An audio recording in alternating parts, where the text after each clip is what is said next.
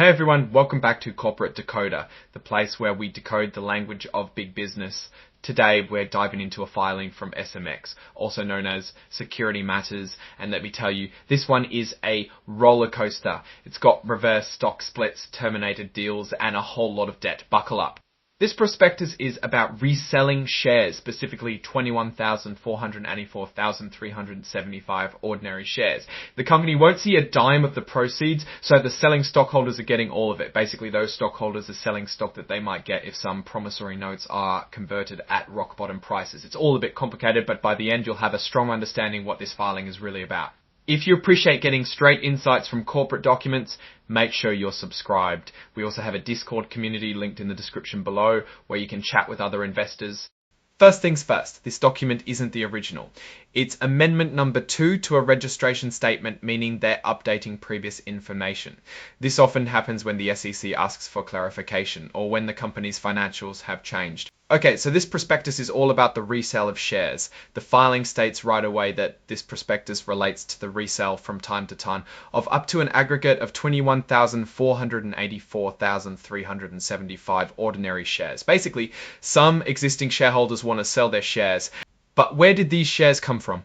Well, they may receive pursuant to the conversion of principal under a convertible promissory note. So it's tied to a debt agreement, a note that can be turned into stock if it's converted. The rate is set to $0.32 per share. Think of it like this. Someone lent SMX money and under certain conditions, they can swap that debt for a bunch of shares. SMX is labeling itself as an emerging growth company or EXIC. This is a special status under US securities law for smaller companies that allows reduced reporting requirements, but it's also signaled to investors to be aware. They're also registered in Ireland. They have a note on cautionary statement regarding forward-looking statements. You will often see something like this in a formal company documents filed with the SEC. Basically, they are saying that the future may not unfold as they currently picture it. Let's get into some recent developments. In May, they amended some notes with PMB Partners LP, extending the maturity date and bumping the interest rate all the way up to 18%. The crazy part, all that accrued interest got added onto the principal, making the loan even bigger. Imagine your credit card company doing that. Then they terminated a stock purchase agreement with Generating Alpha Limited. It may be just cleaning house. It often requires paying fees to be done before the deal, but the termination could be for many reasons. Next up is the RBW transaction. The company entered into agreements for a promissory note. RBW will act as a placement agent for the offering and be getting a cut of 8.0% plus up to $90,000 for expenses. They used a March note that is subject to massive penalty in an event of default, where the principal can rise up 150%. That makes the March note incredibly expensive in that case. The company's 2022 incentive equity plan was updated. This plan lets the company issue stock options to employees, directors, and consultants. You can think of these as company shares given as an incentive to people working at the company. Okay, let's review the scary part, what they call risk factors. Here they talk about everything that could go wrong, including risks to their financial health, but in summary it sounds more or less dire. They admit that their financial statements for the year ended December 31, 2024 contain an explanatory paragraph regarding substantial doubt about our ability to continue as a going concern. This is kind of like a doctor saying, we're not sure if you're going to make it. They're sitting on significant accounts payable and other current liabilities. It makes them vulnerable to tough economic times. They may not be able to control the availability or cost of producing products. SMX doesn't just face internal financial risk. Their business can be disrupted by global factors outside their control. They have now shifted their Eastern European operations to Prague, Czechia. Now, what other effects such dispute may have on other jurisdictions, mainly in Europe, and any such effect might affect business plans and growth. If they fail to protect their intellectual property, that could hinder future growth. And if they lose key personnel, it could have a material adverse effect on the operation of the company. US holders that directly or indirectly own 10% or more of our equity interests may be subject to adverse US federal income tax, which sounds like a bureaucratic nightmare. Provisions in the company's amended and restated memorandum and articles of association and under Irish law could make an acquisition of the company more difficult. That would also hurt their performance of share price. On top of everything, the company does not intend to pay dividends for the foreseeable future. So don't expect any payouts. This is common with growth stocks, but you have to believe they succeed. Okay, the overall tone of this prospectus is not very encouraging.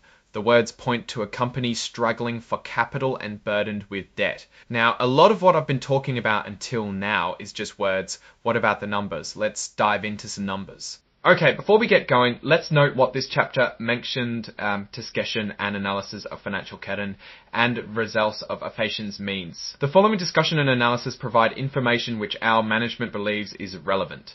It's important to remember that this is the management opinion of the financials, not necessarily the reality. Scroll year ended ET December 31, scroll 10. And with that in mind, let's check some highlights from the 3-year period between 2022 and 24. General and administrative expenses are way up in 2023 compared to 2022. The general and administrative expenses in recent years has stayed significant, reflecting the costs related to being a Nasdaq public company. Taman 22, 16.6 M, Cointel 23, Forswen 7M, Tabview 22 to 276 M to 2024, 112.7 M at 222, 16.6 M to 224, 12.7 M. A similar pattern is shown for their R&D, which you'd expect is very consistent. $2,000, 22, $2,000 M to 2023, 2007 M Q7 23, 2007 M7 $2,000 and dollars 124,320 M. But what is far worse to any company that is trying to prove it can succeed is the operating loss, or how much raw money is the core business is burning sim 2022.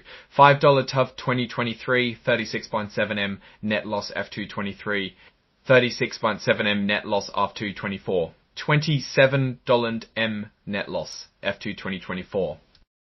That last one looks a little better. It also benefits from a new line called impairment and amortization in 2024 for 11 million, which looks very scary and means that the assets of the company are now considered to be worth less than previously assessed.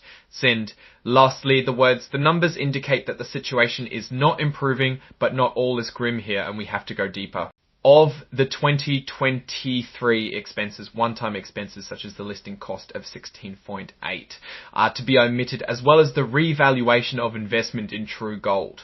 It seems it's a bit disingenuous for management to bring up these values when considering that they are one-time and not continuous factors to worry about overall.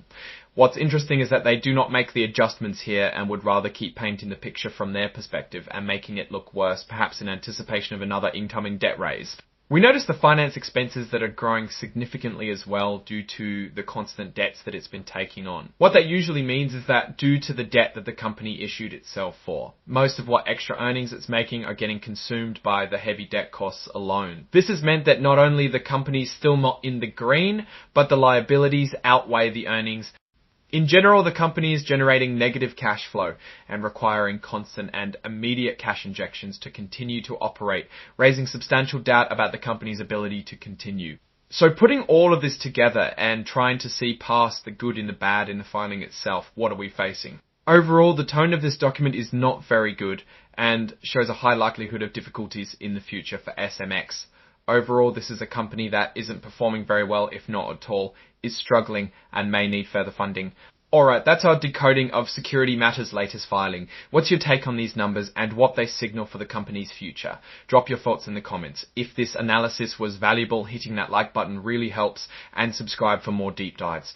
If you're tired of seeing the same analysis on public companies and want to have your own spin on things, you should also join our Discord in the description for more deep dives for learning straight from the corporate horse's mouth. Thanks for watching. See you next time.